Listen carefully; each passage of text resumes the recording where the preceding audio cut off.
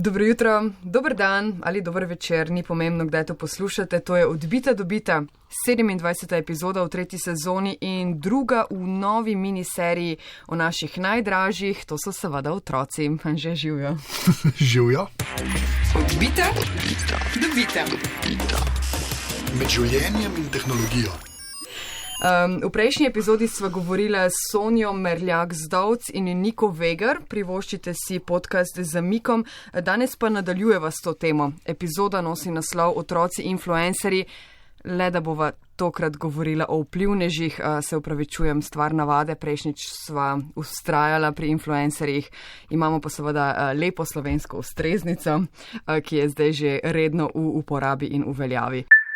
Če so prejšnjič torej bili otroci vplivnežev, bodo tokrat otroci vplivneži. Živjo, dobrodošli nazaj na mojem kanalu. Danes sem tukaj samo z Manco. Rebeka Tomc, 14 let, 28,000 naročnikov na YouTubu. No in pa, če se upravičujeva, trenutno jo ni doma in smo šli pač sem snemat, ker... Hey guys, welcome to my living room for some more iPad gameplay. Gamer Ethan, 12 let. 2,5 milijona naročnikov na YouTubu. We're ready. Let us go. I love this game. It's my favorite. Coco Pink Princess, 8-letna Instagram zvezda, 687,000 sledilcev.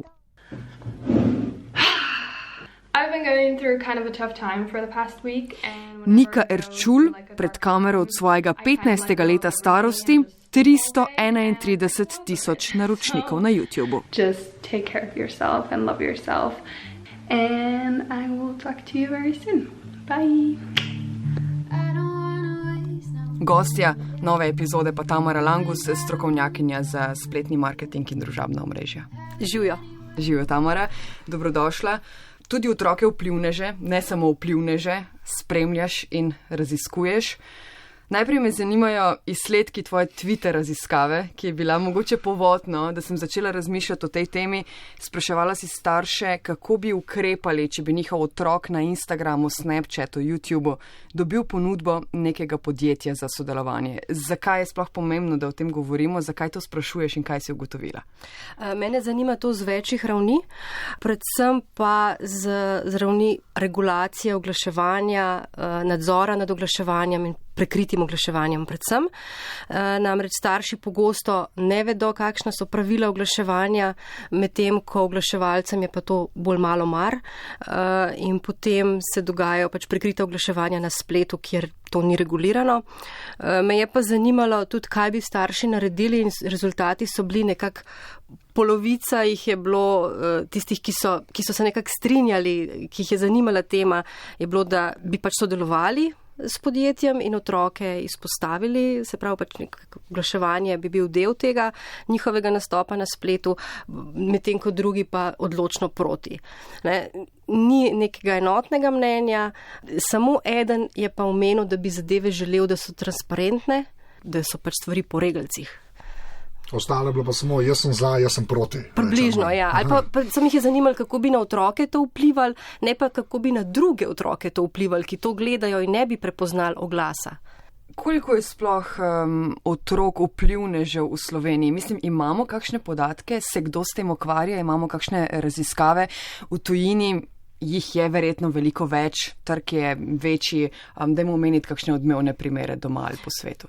Za doma bi povedala, da nimamo nobenega nadzora, nobenega seznama, nič ni urejeno, tako da obstajajo pa. Podjetja jih najemajo, starši dobivajo potem neke honorarje, otroci delajo dejansko za podjetja, kolikšni so zneski, ne vemo. V bistvu je pa vse pač zelo razpuščeno in prepuščeno pač oglaševalcem, ki se za to odločajo. Bi omenila, da so to pogosto znamke, ki niso prisotne na televiziji, ki mogoče ne smejo biti na televiziji prisotne, zato ker gre za nezdrave izdelke, naprimer sladkarije. Na spletu to lahko počnejo. Ja, ker je splet, če se temu lepo slovensko in po domači izražamo, še za enkrat divji zahod.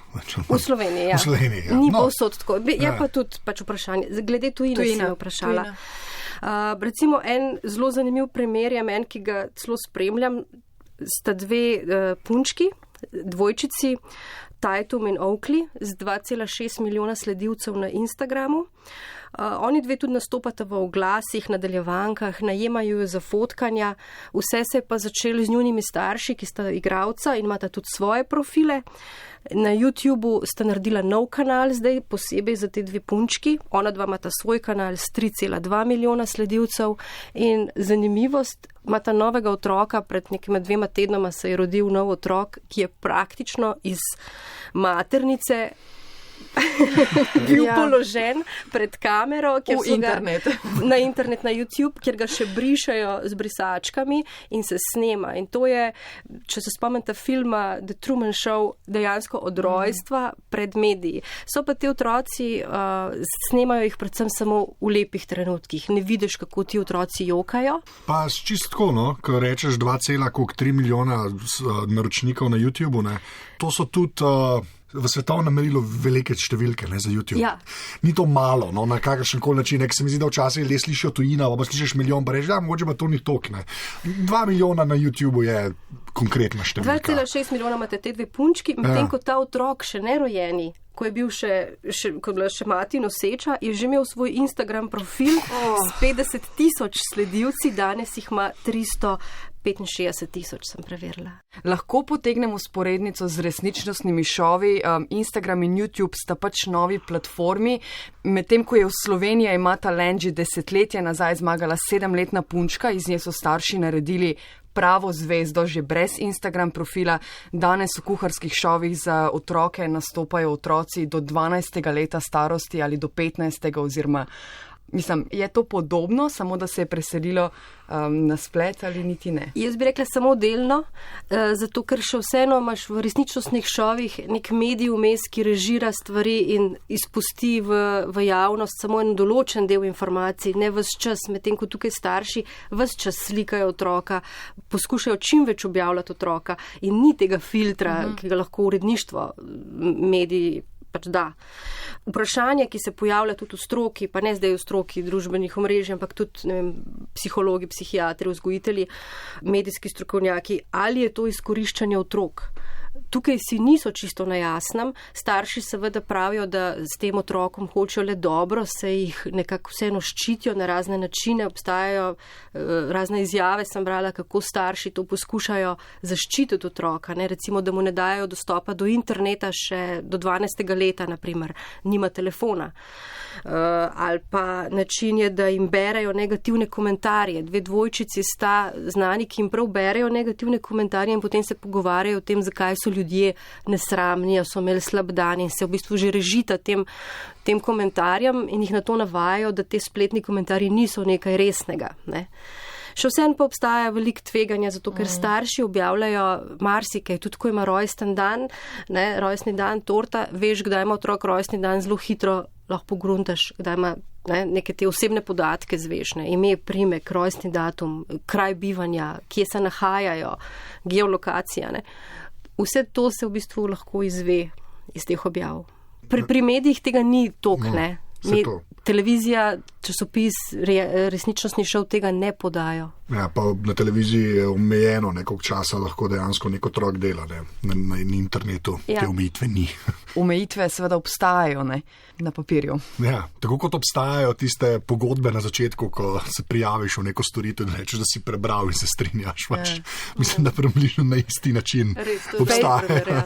Facebook 13 let, Instagram 13 let, YouTube 13. Vsi imajo 13 let. Še vseeno je zdaj pač odvisno, ali otroci ustvarjajo vsebino sami, potem je ta omejitev zelo relevantna, ne, in bi jo bilo treba upoštevati. Seveda vidim, da v Sloveniji je marsikdo ne. Videla sem na YouTubu 9-letne otroke, ki imajo svoj kanal. Potem na TikTok aplikacija, kjer se tudi otroci, ki je zelo popularna med otroki, se snemajo in so mlajši kot 13. Instagram jih je malo manj, ampak še vseeno pač popularno. Snapchat pod 13. Tako da To je bolj na papirju, so ta leta, ta omejitev. Medtem ko pa, če so otroci v službi svojih staršev in nastopajo kot manekeni, kot modni dodatki, tako kot te punčke, o katerih sem prej govorila, ja, tukaj pa ni omejitve. Ne? Tukaj pa vse odvisno od staršev in odgovornost staršev in privolitve staršev, to pa pač starši odločajo. Ja. In starši so nad 13, večinoma. Starši so nad 13. Vseeno poskušam ne biti tako zelo črnogleda, kot ponavadi. Je lahko argument za, da v Sloveniji otroci ne morejo postati dobro plačani vplivneži, ker v Sloveniji od YouTubea ne moremo živeti, ali je to samo še vprašanje časa? Otroci v nobenem primeru niso plačani, starši so plačani. Glavni dohodek ne prihaja od YouTubea, ampak od podjetij, s katerimi sklenejo sodelovanje. Tako da tukaj to ni tako relevantno, so pa seveda zneski nižji v Sloveniji. Moj problem je drugje, pač strašljivost te situacije vidim v prikritem oglaševanju. To, kar sem tudi že omenila, se pravi, da ni regulirano, da noben zakon se ne ukvarja ali s prikritim oglaševanjem ali s tem, kaj je medij. YouTube ni medij, zakon o varstvu potrošnikov se ne ukvarja s prikritim oglaševanjem. Ne? Kdo sploh je tisti, ki o tem presoja? Oglaševalski kodeks pravijo, da presojajo le prijave konkretnih oglasov, ampak ali je na YouTubeu prikriti oglas, konkreten oglas, ni jasno. Inšpektori pač ne najdejo pravne podlage, da bi to sploh nadzirali. Jaz tukaj vidim problem, ne zdaj koliko je kdo plačan v resnici. V prihodnosti pa sem že izvedla, da bo začel 9. septembra 2020 veljati nov zakon, ki bo strani Evropske unije to reguliral.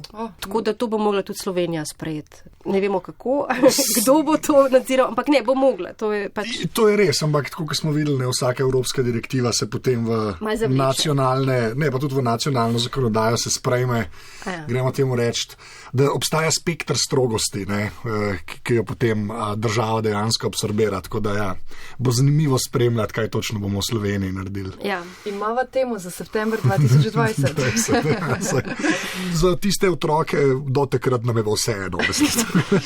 Ne, se to. Rekla sva, da bo vsakega, ki bo na to temo sedel v tem studiu, vprašala, kako to regulirati. Ja. Najprej Evropska unija, potem država, lahko kaj naredimo prej, verjetno so v prvi vrsti pomembni starši. Lahko bi že sami naredili. Mislim, jaz ne verjamem v samo regulacijo.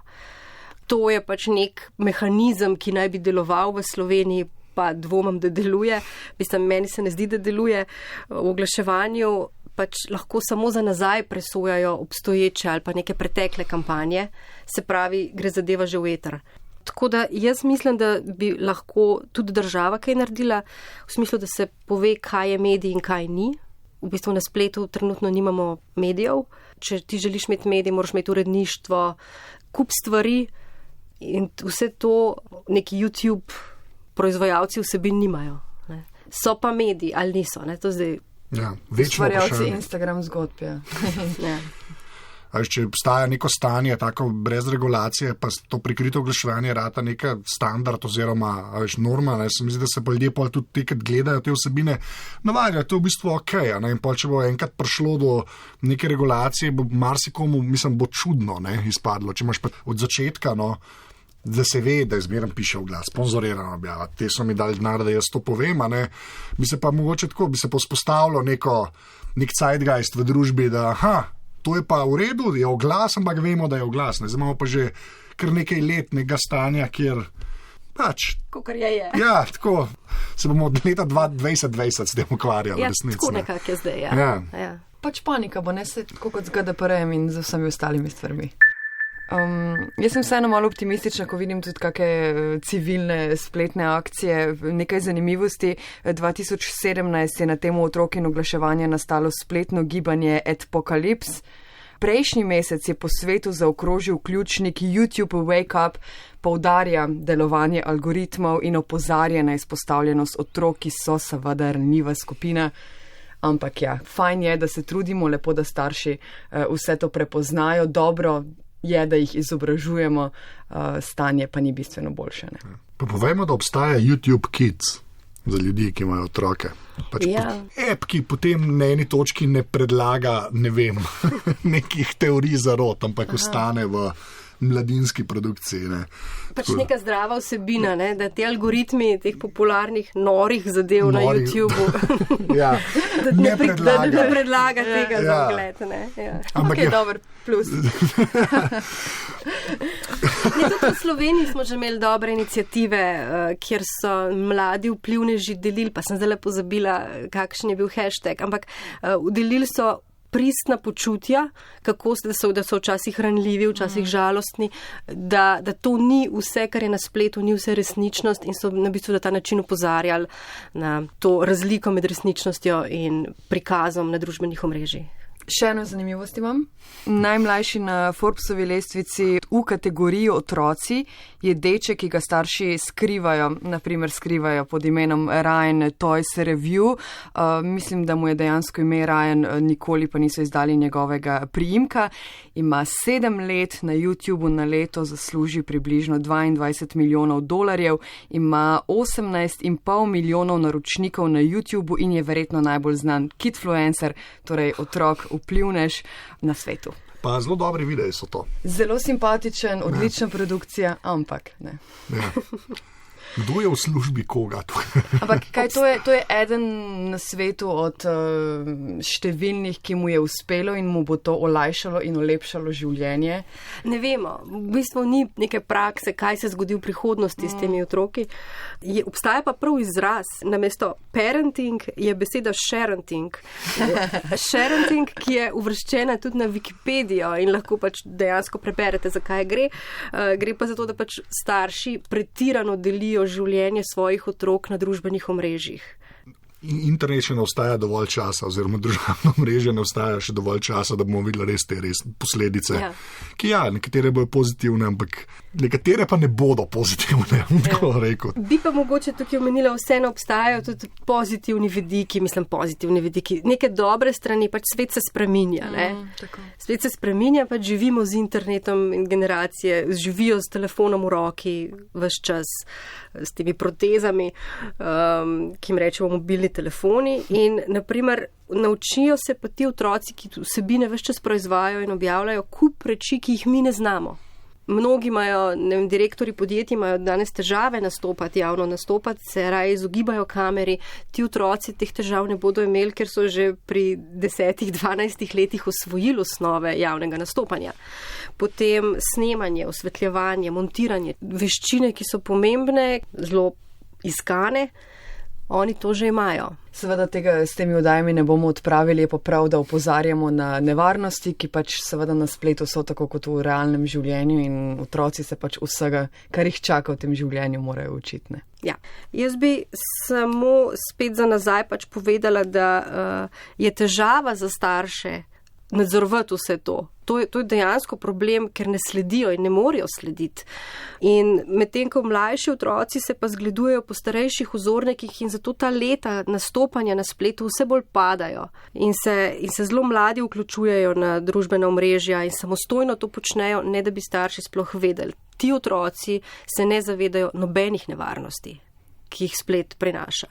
In samo zgledujejo se po starejših, vzamejo tisto, kar jim je všeč, kopirajo njihov način govorjenja, kopirajo neko prikazovanje izdelkov, niso plačani za to, kupujejo te izdelke za denar svojih staršev. Vse to pač je potem, zahtevajo od staršev, da jim kupujejo neke izdelke.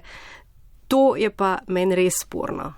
Ampak jaz mislim, da je to kar velik problem, ta prepad, imaš ti otroka, ki mu daš telefon v roke, pa se vse nauči, pa prijatelji vse naučijo, imaš pa starša, ki sicer ima nek telefon, pa več ali manj SMS-e pošilja, pa kliče, TikTok, Večina ljudi sploh ne ve, pri tamalih je pa to, pa ko rečem tamali, res mislim tamale, v nekakšnem slabšalnem smislu, res mlade, je pa to nekaj samoumevnega, za pojemu staršev. Jaz mislim, da že Snapchat, če daš nekemu odraslemu človeku, pa mu ga odpreš, večina ljudi ne bo vedela, kaj početi s tisto aplikacijo, ker je, kot da so vesoljci naredili v resnici, Mladi so pa živijo tam noter, praktično. Pa nočem biti preveč paranoična, ampak naprimer po TikToku lahko brskaš, ne da bi bil sploh prijavljen notri. Lahko pač gledaš to neskončnost. Dejstvo je, da vsi ti starši še vseeno izpostavljajo svoje otroke, razlagajo, da hočejo dobro tem otrokom, jim dajo ta denar na stran za šolanje in take stvari, ampak jih pa še vseeno izpostavljajo. Ja. Potem gre pa še za orodja, ki jih družabna mreža sploh omogoča, da ti dejansko nekoga zares narekovaje delam zaščitiš. Ne. To te blokade, pa če ni slike, pa kaj so mljiv profil. Ne. To vsi, ki smo vsaj na Twitterju, vemo, kako je s tem, no? Da ti hočeš omejiti nek doseg ali pa dostop do sebe, pač nemogoče praktično. Ne. Hkrati pa želiš pozornost in ta doseg večati vse čas. Tako da kaj zdaj? Ja, nekega recepta še nimamo, zato bomo o tem še večkrat govorili, verjamem za danes. Tamara Langus, hvala, da si se oglasila.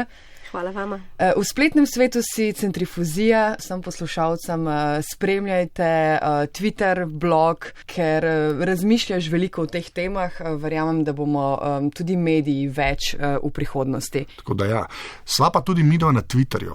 Ko sva skupaj, sva Afna odbita. Maruša, ko si sama, si pa? Twitteruša Maruša. Jaz pa Afna Anzeta. Se slišimo kjerkoli že pač, izberite platformo, ki vam je blizu. Res je. Adijo. Hvala, Tamara, čau. Adijo.